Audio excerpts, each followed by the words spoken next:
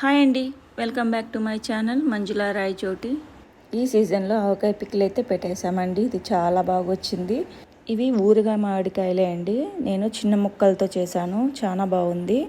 ఇది easy process, మీరు కూడా ఇంట్లో తయారు చేసుకోవచ్చు. మనం కప్పు కొలతలతోనే మనం ఎన్ని మ్యాంగోస్ తీసుకున్నా కూడా కప్పు కొలతలతో ఈజీగా చేసేసుకోవచ్చండి.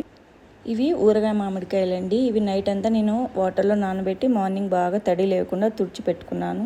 ఇక్కడ చిన్న చిన్న ముక్కలుగా కట్ చేసి పెట్టుకున్నాను. ఇప్పుడు ఊరగాయ ప్రాసెస్ చూద్దాము. ఇక్కడ నేను మామిడికాయ ముక్కలను అయితే ఈ కప్పుతో నేను కొలత పెట్టుకుంటున్నానండి. మీరు మీ దగ్గర ఉండే మామిడికాయ ముక్కలను బట్టి మీరు కప్పు సైజు తీసుకోవచ్చు. ఈ మామిడికాయ ముక్కలు కట్ చేసేటప్పుడు కానీ మీరు తడి లేకుండా చూసుకున్నట్లయితే మీకు ఆవకాయ బూజు పట్టకన్నా వస్తుంది. అదొక్కటైతే మీరు ఖచ్చితంగా చూసుకోవాలి. ఇక్కడ నాకు 5 కప్పులు మామిడికాయ ముక్కలు వచ్చాయండి. ఒక హాఫ్ కప్పు ఎక్స్ట్రా ఉంది. మనము నిండుగా వేసామంటే మనకు కరెక్ట్గా 5 కప్పులు అయితే సరిపోతుంది. కల్లు ఉప్పును ఎండలో ఎండబెట్టి మిక్సీ పట్టిందండి. 5 కప్పులు మామిడికాయ ముక్కలకి 1 కప్పు బోలుగా నేను రాళ్ళు ఉప్పును తీసుకుంటున్నాను. ఇక్కడ కారం పొడి నేను 1.5 కప్పు తీసుకుంటున్నానండి. చూడండి, ఇక్కడ నిండుగా తీసుకోవడం లేదు, బోలుగానే 1.5 కప్పు తీసుకుంటున్నాను. ఇది 3 మ్యాంగో మిర్చి పౌడరు. కలరు బాగుంటుంది, టేస్ట్ కూడా చాలా బాగుంటుందండి. ఆవపిండి కూడా ఆవాలను ఎండలో ఎండబెట్టుకొని మిక్సీ పట్టుకునింది 1/2 కప్ అండి. ఇంకా ఇంతకు మించి ఎక్కువ వేయద్దండి, మనకు ఊరగాయ నల్లగా వస్తుంది. ఇక్కడ మెంతులు 1.5 స్పూన్ తీసుకుంటున్నాను. ఇవి లైట్గా వేయించుకొని పౌడర్ కొట్టి పెట్టుకోవాలండి.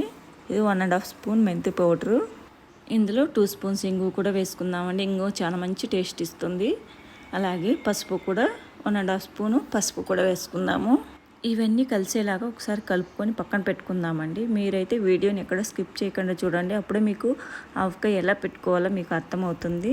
ఇది సంవత్సరం నిలువ ఉండే ఊరగాయ కాబట్టి మీరు జాగ్రత్తగా ఏది తడి లేకుండా చూసుకోండి. అప్పుడే మనకు కలర్ చేంజ్ అవ్వదు, బూజు పట్టకుండా ఉంటుంది ఊరగాయ.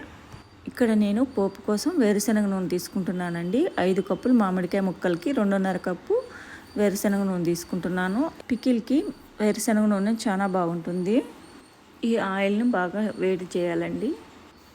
చూడండి, ఈ విధంగా ఆయిల్ మొత్తం హీట్ అయ్యాక ఇందులో మనం ఒక గుప్పెడు ఆవాలు వేసుకోవాలి.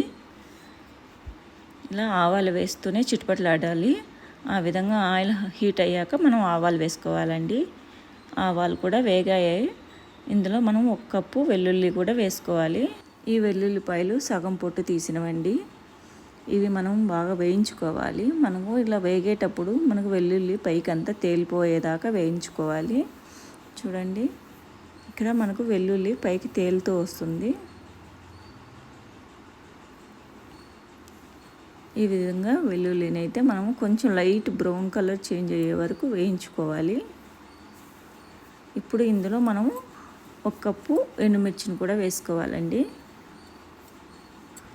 ఈ ఎండుమిర్చి కూడా బాగా వేయించాక దీన్ని పక్కన పెట్టుకొని చల్లారి పెట్టుకోవాలండి. ఈ పోపుని ఇలా పోపు మొత్తం చల్లారి పెట్టుకున్నాక మనం ఈ మిరప్పొడి ఇవన్నీ మసాలా ఉంది కదా, ఇందులో వేసేసుకోవాలి. ఇందులో వేసుకొని ఎక్కడ ఉండలు లేకుండా బాగా మసాలాని ఆయిల్తో కలుపుకోవాలండి. చూడండి, ఈ విధంగా ఎక్కడా కూడా ఉండలు లేకుండా బాగా ఒకసారి కలుపుకోవాలి. మీరు పికిల్ పెట్టాలనుకున్నప్పుడు ముందు రోజు అయితే రాళ్ళు ఉప్పుని ఎండలో ఎండబెట్టుకొని పౌడర్ చేసి పెట్టుకోండి. అలాగే ఆవాలు కూడా ఎండలో ఎండబెట్టుకుని పౌడర్ చేసి పెట్టుకోవాలి. మామిడికాయలు అయితే ముందు రోజు నైట్ నానబెట్టేసి మార్నింగ్ వాటిని తడి లేకుండా బాగా తుడిచి పెట్టుకోవాలండి. పికిల్ చేసే రోజు మాత్రం ఇలా ముక్కలు సన్నగా కట్ చేసి పెట్టుకొని మీరు ఆవకాయ పెట్టుకోవచ్చు. ఇలా ఉండలు లేకుండా కలుపుకున్న మసాలాలు ఈ చిన్నగా కట్ చేసుకున్న మామిడికాయ ముక్కలు ఇందులో వేసేసి బాగా అన్ని మసాలా ఈ ముక్కలకి పట్టే విధంగా బాగా కలుపుకోవాలండి. ఇది సంవత్సరం పాటు నిలువ ఉండే పికిల్ అండి. మీకు ఎక్కడా కానీ కలర్ చేంజ్ అయ్యేది కానీ కాయ మెత్తబడేది కానీ అస్సలు ఉండదు.